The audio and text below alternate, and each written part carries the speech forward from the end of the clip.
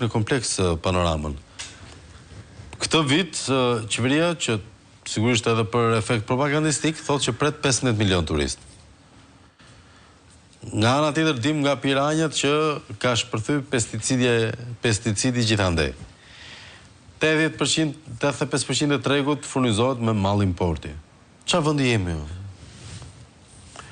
Po e filloj unë atëherë. Po, sigurisht. Duke nisur shika, para pak ditësh ndodhi një akt skandaloz në këndvështrimin tim, jo për shkak sepse u çuan para ligjit njerëz cilët kanë abuzuar me pesticidet. Në Berat u arrestuan 3 qytetarë, midis tyre fermer, të cilët u gjetën përgjegjës sipas autoriteteve ligjzbatuese për mandarinat me pesticide që u bllokuan në Kroaci. Dhe çuditërisht nuk patëm asnjë emër nga institucionet që do duhet të kishin garantuar pra dogana, tatimet, institucione ISUV etj, pra institucionet filtrat e kontrollit. Sepse pesticidet e rrezikshme nuk i fusin fermerët në Shqipëri.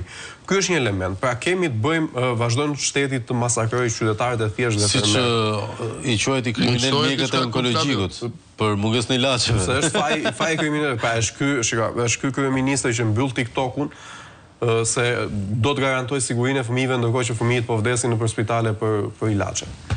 Pra këtu kemi të bëjmë me absurde të pafundme, por për sa i përket çështjes si ju ngrini, çështja e turizmit, me çfarë ushqehen. Ky është një problem në thelb. Çfarë turizmi është ky? Ne nuk kemi të bëjmë, ne kemi shtuar konsumin në mënyrë të lartë. Sigurisht që çmimet rëndojnë edhe xhepat e qytetarëve shqiptarë që do duhet të paguajnë më shtrenjtë, por ju them vetëm një gjë që pjesa e produkteve kryesore që janë baza sot e restoranteve, që janë produktet e bulmetit dhe produktet bujqësore, sigurohen nga importi. Po dje që ministrja doli dhe prezantoi skemat të mbështetëse për bujqësinë, ne kemi transmetuar blegtor të juglindjes vendit, të cilët tregojnë se si në pak vite kanë ulur në mënyrë të ndjeshme numrin e baktive. Pra, po shohim që çdo ditë bujqësia, blegtoria apo të gjithë nën sektorët e kësaj po zhduken, po ulen. Kemi në Myzeqe për shembull si vjet, e dini që pas asaj politikës famshme për mbjelljen e gërurit, subvencionin e gërurit sot në Myzeqe pas 3 vjetësh kemi gërur ende stok që nuk u shit kurrë. Dhe sot fermerët e kanë përgjysmuar sipërfaqen e mbjell me gërur në të gjithë Myzeqen.